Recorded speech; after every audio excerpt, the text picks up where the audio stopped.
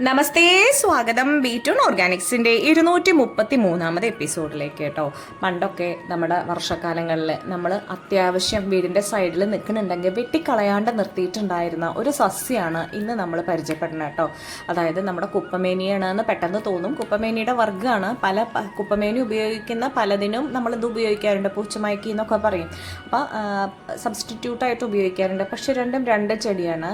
അതിനെ കുണുക്കിട്ടാട്ടി എന്നാണ് നമ്മുടെ ഇവിടെയൊക്കെ പറയാറ് കേട്ടോ. പിന്നെ ചപ്പമേനി, കായത്തിരുമേനി, കുണുക്ക് തൂക്കി, പീനസപ്പച്ച, തീരുവലിയൻ, രസച്ചെടി, കുണുക്കിട്ടാട്ടി, കുപ്പേ കുഞ്ഞൻ, പൊക്കണം തൂക്കി, അങ്ങനെ പല പേരിലാണ് പല പ്രദേശത്ത് അറിയണത് കേട്ടോ.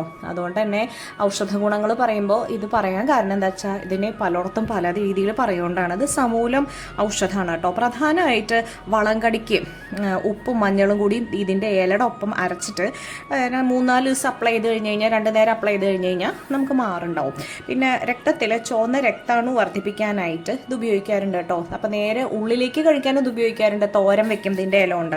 പൂച്ചമയക്കിന്ന് പലരും പറയാറുണ്ട്. കാരണം ഈ രോമ വളർച്ച ഇല്ലാണ്ടിരിക്കാൻ വേണ്ടിയിട്ട് പൂച്ചോളം ഇതിൻ്റെ ഇടയിൽ പോയിട്ട് ഇങ്ങനെ മാന്തി ഇങ്ങനെ മുട്ടി ഉരുമ്മി നിൽക്കണതൊക്കെ കാണാറുണ്ട്. അതുകൊണ്ടാണ് അതിനെ അങ്ങനെ പറയണത് കേട്ടോ. പിന്നെ ഇതിൻ്റെ ഇലയുടെ നീര് നസ്യം ചെയ്താൽ കഫം പോകുന്നുണ്ട്. മുടി കൊഴിച്ചിലിന് ബെസ്റ്റാണ്. അതായത് എണ്ണ കാച്ചിട്ട് തേച്ച് കഴിഞ്ഞാലൊക്കെ അസലാണ്. തലവേദനയ്ക്ക് പ്രത്യേകിച്ച് സൈനസൈറ്റിസിന് അത് അരച്ചിടുകയും ചെയ്യും, നെറ്റിയിലിടുകയും ചെയ്യും. പിന്നെ എണ്ണ കാച്ചിട്ട് നെറുവിലിടുകയും ചെയ്യും കേട്ടോ. സമൂലം തിളപ്പിച്ചിട്ട് രാവിലെ കഴിച്ചു കഴിഞ്ഞു വെച്ചാൽ തൈറോയിഡിന് ശമനമാണ് എന്ന് പറയുന്നുണ്ട്. ടോൺസിലൈറ്റിസിന് ഇതിൻ്റെ കടലാവണക്കിൻ്റെ കറിയും ഇതും വെള്ളുള്ളിയും കൂടി ചതച്ച് കിഴി കെട്ടിയിട്ട് വേപ്പെണ്ണയിൽ ചൂടാക്കിയിട്ട് വേവിക്കുക. എന്നിട്ട് സഹിക്കാവുന്ന പരമാവധി ചൂടിൽ നമ്മൾ കഴുത്തിൻ്റെ 2 സൈഡിൽ, ടോൺസിലൈറ്റിസിൻ്റെ 2 സൈഡിലും വെച്ച് കഴിഞ്ഞ് കഴിഞ്ഞാൽ മാറും എന്നും പറയുന്നുണ്ട്. ഒന്ന് ശ്രദ്ധിച്ചു നോക്കൂ.